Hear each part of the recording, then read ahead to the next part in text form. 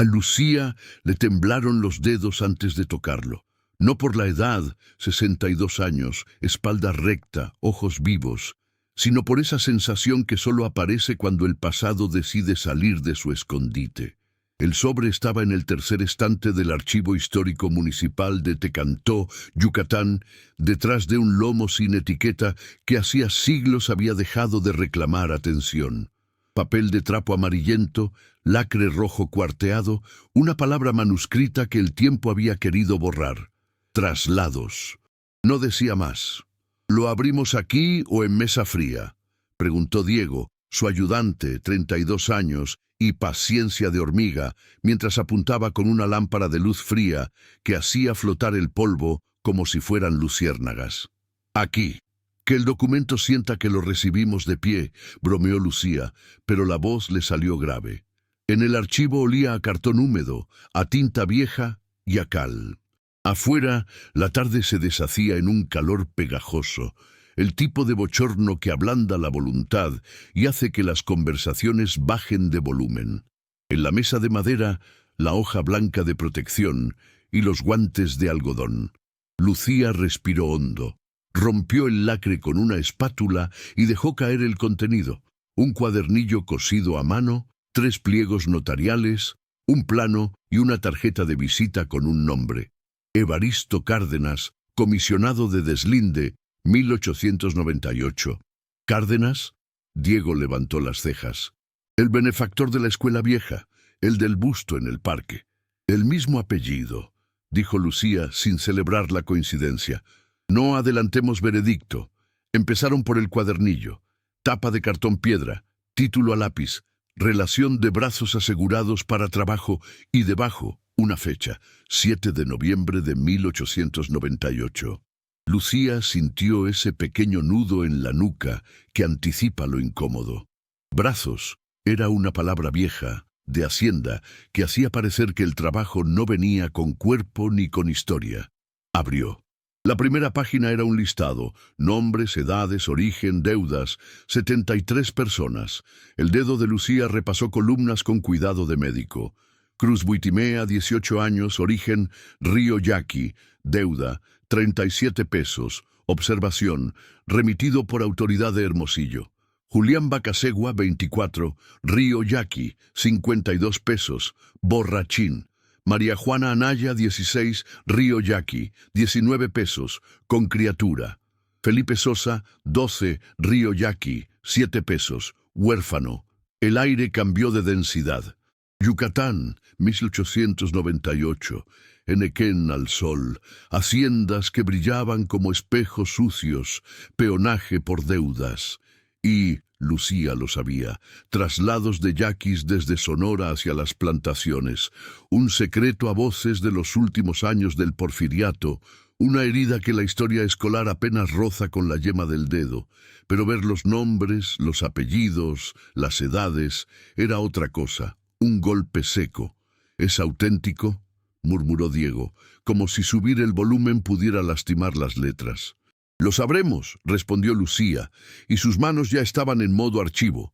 Fotografía a 45 GUR, microfibra, revisión de filigrana al trasluz.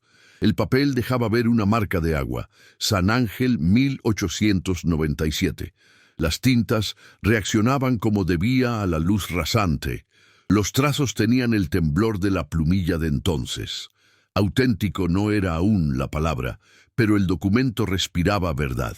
Pasaron al primer pliego notarial, escritura número 144, notaría de Tecantó, titular, Lic, Prisciliano Ocampo. Asunto, contrato de enganche para cuadrillas temporales, firmas, un garabato con floritura, Evaristo Cárdenas, otro plano y apretado, el notario, otros marcados con cruces y la leyenda no sabe firmar. Al margen, en tinta más pálida, recepción de 31 individuos del norte. Había huellas digitales de pulgares ovaladas con su relieve de laberinto. Lucía tragó saliva. Si aquello era lo que parecía, estaban ante prueba documental directa de traslados forzados, un año antes de que los libros suelen fechar su auge. 1898. y con la firma de un hombre al que la ciudad veneraba por haber donado la escuela de niñas y el quiosco de hierro. «Esto nos quema en las manos», dijo Diego. «Tenemos que conservarlo ya. Mapa de riesgos, control de hongos, caja neutra». Y también Lucía se interrumpió. Una idea se clavó en su cabeza como espina. «Tenemos que leer el resto antes de que lo lean por nosotros». Abrieron el plano. Era un croquis torpe a pluma de la hacienda La Soledad, con su casa grande, su capilla, los tendidos de Enequén dibujados como peines, el ferrocarril de Covil. En un costado, una flecha señalaba el galerón de depósitos y debajo pequeñas rayas con números. 34 catres. En el ángulo inferior, una nota. Llegada Vapor Libertad. Progreso, 12 de noviembre. 5:20 AM. El sudor corrió por la columna de Lucía. El vapor, Libertad, había existido. Lo recordaba de una hemeroteca, zarpaba con tabaco y traía maquinaria y almas. El segundo pliego notarial temblaba distinto. Confesión reservada. Eso rezaba la primera línea, una fórmula que los notarios usaban para guardar declaraciones que no querían hacer públicas sin orden. El declarante, don Ciriaco Romero, mayordomo de la hacienda La Soledad. La fecha, 3 de diciembre de 1898. Lucía leyó en voz baja. «Declaro que, por orden del señor Cárdenas, se recibieron en el galerón 31 del norte traídos por tren de Motul, con cadena por parejas para evitar fuga. Se les dijo que trabajaban por deuda. Se cargó a cuenta de cada uno el costo del pasaje y de la comida. A una muchacha no mayor de 16 se le fugaron los ojos y cayó. El capataz Romualdo la golpeó. Yo me opuse. El señor me dijo que callara, que donde comen dos, comen tres, y que el gobernador está avisado. Firmo por temor a mi conciencia». Diego soltó un suspiro que no cabía en el cuarto. Lucía... Esto... No acabó la frase. El tercer pliego parecía estrujado por los años. Era una carta sin destinatario evidente, escrita con poca ortografía, pero mucha urgencia. El firmante, Pebro, Tomás Becerra, cura interino de Tecantó. 10 de enero de 1899. Ruego a quien corresponda no cargar más almas de Sonora a estas tierras, que la parroquia no aguanta confesiones de gente arrancada de su río y que el pecado de los que los compran es grande. Era un grito embarrado de tinta. Lucía apoyó las manos en la mesa. Había pasado media vida leyendo papeles de gente muerta, aprendiendo a descifrar sus silencios, a atesorar lo que dicen sin decir. Pero pocas veces un paquete le había hablado con tanta claridad. Aquello no era un rumor, no era una tradición oral, era un trazado administrativo de algo que durante décadas se arrinconó para no mirar. «Esto nos revienta la memoria local», dijo, por fin, «y nos pone en problemas. ¿Nos van a querer tapar?» Diego entendía bien los vericuetos. «No lo sé». Lucía miró el busto de Evaristo Cárdenas, visible desde la ventana del archivo, con su bronce bruñido. «Pero sé que no nos van a aplaudir». El reloj de pared dio las 5 con un campanilleo pequeño. La archivista doña Melitona, que llevaba 40 años domando legajos y plagas, asomó la cabeza. «¿Qué cara es esa, hija?», preguntó, limpiándose las manos en el delantal. Lucía le mostró el cuadernillo.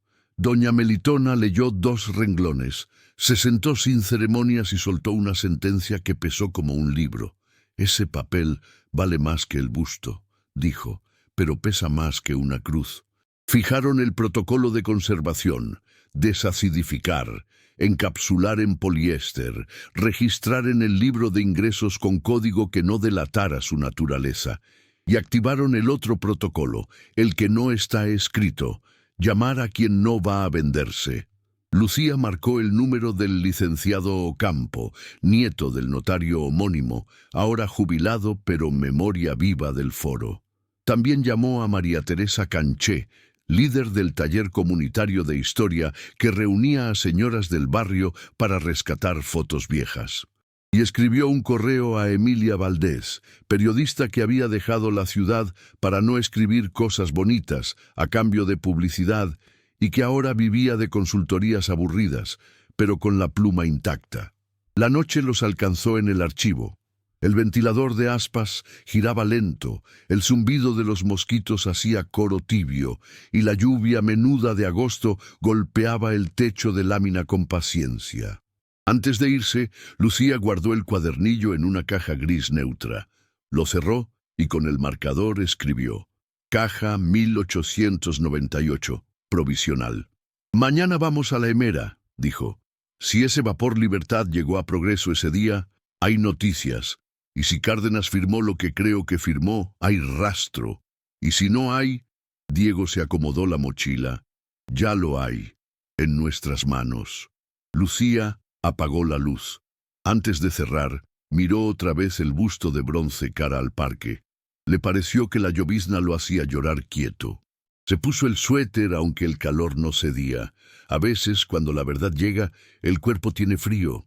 El tipo de frío que no se cura con café, sino con decisiones. Y al día siguiente, el archivo iba a ser más pequeño que el mundo que les esperaba. El ayuntamiento, la plaza, las familias con apellidos, que la lista pronunciaba por primera vez en un siglo. Lo que aquel sobre lacrado desató no fue un titular. Fue algo más difícil y más digno. Una conversación con los muertos en nombre de los vivos. Y una promesa. Leer sus nombres en voz alta para que por fin fueran presencia y no carga. El puerto de Progreso amanecía con olor a sal y diésel cuando Emilia respondió al mensaje de Lucía con un voy. Periodista vieja escuela, libretita en la bolsa trasera del pantalón, cabello recogido sin drama. Sabía que las historias de provincia suelen tropezar con la misma piedra. Quien paga, manda. Pero una lista con nombres, edades y deudas en 1898 no se ve todos los días. Dijo, voy, y fue. Primero, la hemeroteca. Los periódicos de la época, encuadernados con telas descoloridas, abrían sus páginas largas con anuncios de aguas de colonia y máquinas desfibradoras. Lucía y Diego los hojearon con el rito de siempre. Peso de la madera, separadores de pH neutro, guantes que no estorben. Emilia fotografiaba con una cámara que no hacía ruido. En la edición del 12 de noviembre de 1898 de El Eco de Yucatán encontraron una nota breve, esquina inferior derecha, sin firma. Arribó esta madrugada el vapor Libertad, procedente de Veracruz, con carga de hierro, harina y jornaleros para fincas de Enequén. Se ruega al vecindario evitar aglomeraciones en el muelle. Jornaleros, palabra que lo esconde todo.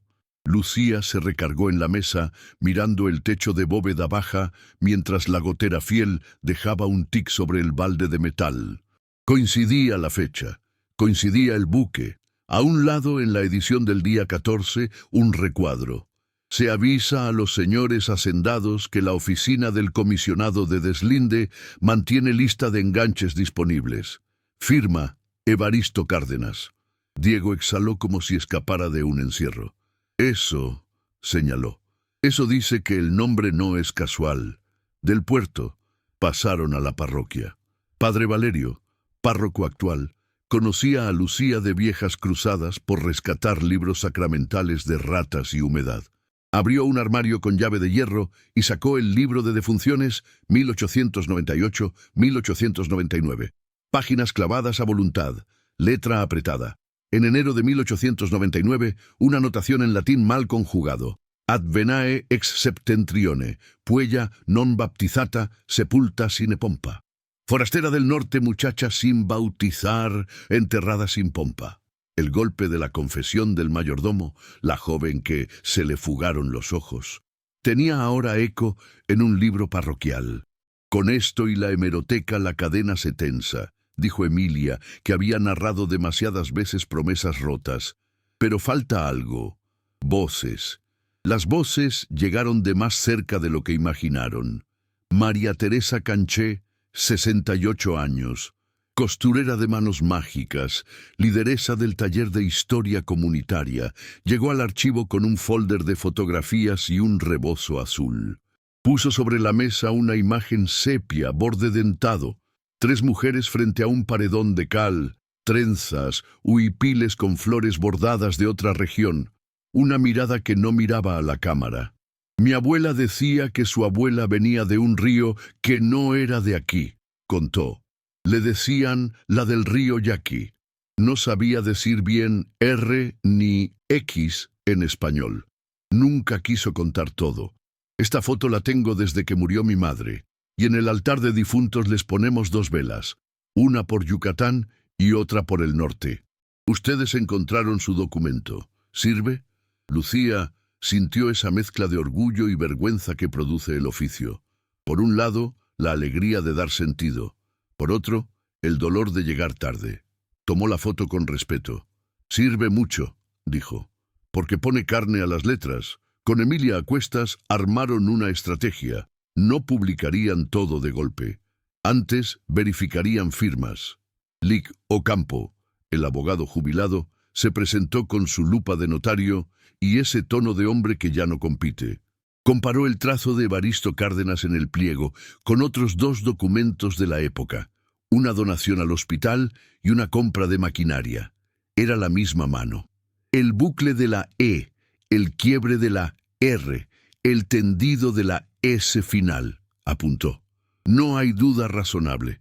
Entonces, dijo Diego mirándolos a todos, vamos. Ese vamos los llevó al Palacio Municipal. El alcalde, bigote perfectamente recortado, les ofreció agua en vasos de plástico y la sonrisa de alguien que preferiría otro tipo de visitas. Entiendo el valor histórico, dijo escuchando a medias, pero estamos en fiestas patronales. ¿No es mejor no agitar las aguas? El busto de don Evaristo es patrimonio. El señor donó el kiosco, como ustedes bien saben. Emilia lo interrumpió con respeto y tiros certeros. Que la historia acomode el busto, señor. No al revés. Publicaremos en 10 días. Antes, queremos que usted oiga los nombres y vea los documentos. Después, haga lo que su conciencia y su oficina manden. El alcalde se limpió el sudor de la frente con un pañuelo. No prometió. No pudo. Los periodistas locales, esos que viven entre boletines y anuncios, se enteraron por rumor. Hubo llamadas. Emilia pidió tiempo. Lucía llamó a padre Valerio. ¿Nos presta la plaza media hora antes de la misa para leer los nombres? El cura, hombre de silencios inteligentes, dijo sí. Doña Melitona sacó de no sé dónde un micrófono y un altavoz sin vintage, práctico. El día señalado llegó con el cielo limpio y un aire travieso. Lucía, con el cuadernillo encapsulado, subió al sencillo estrado que usan para los bailables de los niños. Diego a su lado, Emilia con su cámara a una distancia decente. María Teresa en primera fila con otras señoras que traían fotos en las bolsas de mandado. El alcalde se paró a un costado, sin silla, como quien no sabe si se va a quedar o a ir. Lucía abrió el listado como quien abre un misal. Acomodó los lentes. Temblaban, pero el temblor era motor, no freno. Hoy leemos nombres de 1898, dijo. No para acusar un siglo, sino para devolver un sitio a quienes se lo quitamos. Respiró. Cruz Buitimea, 18 años. Su voz resonó en el altavoz con eco chiquito. Julián Bacasegua, 24. María Juana Anaya, 16, con criatura. Felipe Sosa, 12, huérfano. Cada nombre era una piedra y una planta. De pronto, María Teresa levantó la mano. Bacasegua, dijo. En mi familia hay Bacasegua en las historias, pero ya nos decimos Bacab. Y se tapó la boca como si se le hubiera escapado un secreto. Anote, susurró Emilia a Diego. Eso es memoria viva. Siguieron. 73. Al final, padre Valerio, que no estaba en el programa, pidió el micrófono. Tenía cara de quien ha escuchado muchas cosas y sabe que a veces las palabras sobran. Aún así, dijo, no hay confesión sin reparación. habló. No hay historias sin nombres. Si me permiten, pondremos en la capilla un libro para que las familias apunten lo que sepan de sus abuelas del norte, y pediremos que el busto de don Evaristo tenga al pie una placa nueva que diga todo. El alcalde tosió, miró al público. Vio ojos que no eran de pleito, eran de hambre de verdad. Bajó la cabeza. Asintió. No hizo discurso. Eso bastó. A la salida, una mujer de cabello plateado se acercó a Lucía. Tenía la piel morena y un lunar justo en el arco del labio. Mi abuela decía que el apellido Anaya no era de ella, dijo, que se lo pusieron para que fuera más fácil. María Juana, usted lo leyó. Se le quebró la voz. Mi abuela se llamaba María Juana. Tenía una cicatriz detrás de la oreja y decía que era de cuando el tren. Yo siempre pensé que era de una caída. Se llevó la mano al pecho. Gracias por traerla. Emilia no grabó ese momento. Lo guardó en su libreta con palabras que no publicaría. Hay instantes que la prensa debe dejar en paz. El artículo de Emilia salió 3 días después, sobrio, con fotos de documentos, no de caras llorando. Se tituló La lista de 1898, nombres, no cifras. La nota corrió, no como rumor escandaloso, sino como agua que encuentra su cauce. El busto de Evaristo amaneció semanas más tarde con 2 placas, la antigua, benefactor, y la nueva, firmante de enganches de 1898. Su memoria se lee completa. Hubo quien quiso pintarrajear. No lo permitió María Teresa. Se lee y se enseña, dijo. Nada de pintura sobre bronce, palabras sobre piedra. El archivo recibió visitas que antes no, gente con carpetas, con fotos, con historias de bisabuelas que no eran de aquí. Doña Melitona sonreía con el cansancio de las victorias útiles. Diego digitaba como pianista apurado para levantar un repositorio con los nombres, las variantes de apellidos, Buitimea, Buitimea, Bacasegua, Bacaseba, Sosa, Sosa, los sitios en los que ahora vivían sus descendientes. Lucía se ocupó de lo pequeño y de lo grande. Limpió hongos de un libro empapado y negoció con la universidad un taller anual sobre memoria y archivos. Padre Valerio puso el libro en la capilla. Emilia dio una charla en la secundaria de Tecantó, donde los chicos, al final, preguntaron si alguno de ellos podía ser bisnieto de alguien de esa lista. María Teresa se encargó de que la respuesta fuera un abrazo y una invitación al taller. Una tarde, mientras el sol se recostaba en las paredes de cal, llegó una carta desde Sonora. Venía de Víctor Buitimea, maestro de primaria en Bicam. Había leído la nota. Las noticias vuelan en las redes de los parientes que nombran igual. Y quería saber si el Cruz Buitimea de la lista tenía 18 en 1898. Su bisabuelo había desaparecido a esa edad. La idea de un árbol que cruzara el país llenó la sala de archivo de un silencio feliz. «Pásale el registro», dijo Lucía, «y dile que si quiere que venga. Aquí hay sillas». A veces el pasado helaba a Lucía en la madrugada. La imagen de esa muchacha no mayor de 16 que se le fugaron los ojos volvía como dolor de muela. Entonces se levantaba, hervía agua con canela y abría en la mente la plaza aquel día de la lectura. El frío se iba en cuanto repetía, en voz baja, 2 o 3 nombres. Era su manera de velar a quien nadie veló. No era santidad. Era oficio. Un año después, cuando el mezcal ya estaba abierto y la luna se subía al campanario, hicieron una ceremonia pequeña, restitución simbólica de nombres. No hubo banda. Hubo papelitos con los nombres de la lista colgados en un árbol de almendro. Víctor Buitimea había venido de Bicam. Traía una fotografía. Un joven con sombrero ancho y mirada como terrón duro. La puso junto al cuadernillo. María Teresa acarició el borde. Emilia no tomó fotos de las caras. Doña Melitona se permitió llorar tantito. Diego leyó una línea del cuadernillo y se trabó. Lucía lo tomó del codo. La voz regresó. Cuando terminaron, El alcalde, sí, el mismo, se acercó con manos dedicadas a pedir perdón sin decirlo. Gracias por haber hecho bien esto, murmuró, sin gritos y sin mentiras. No había otra forma, dijo Lucía. El archivo no es un arma, es una mesa. La mesa quedó tendida. Gente de Etelchacán, de Motul, de Mascanú, llegó con más pistas. Descubrieron que en 1901 habían llegado otras tandas. Padre Valerio halló el registro de una boda donde el novio firmó con cruz y la novia con vacasegua. Emilia escribió otro texto, Los nietos que regresan, un árbol que cruza el país. Hubo llamadas de universidades. Lucía rechazó los reflectores. No por modestia, por composición. Todo se había tejido entre muchos. Una noche, en el corredor del archivo, Lucía se quedó sola con el cuadernillo. Le habló como se habla a un viejo amigo. «Llegaste 100 años tarde», dijo, «pero llegaste. Ya no te escondo». Apagó la luz. El rumor del ventilador siguió como si fuera mar. Afuera, Tecantó se preparaba para dormir. En la plaza, el busto, ese bronce que había señalado el tiempo con una sola versión, ahora decía 2. No se cayó, no lo tumbaron, se leyó.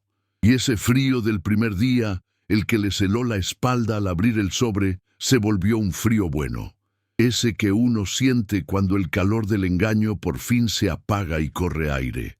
Aire suficiente para respirar la verdad sin agonía. Aire que entra por las ventanas del archivo y hace que el papel no se pudra.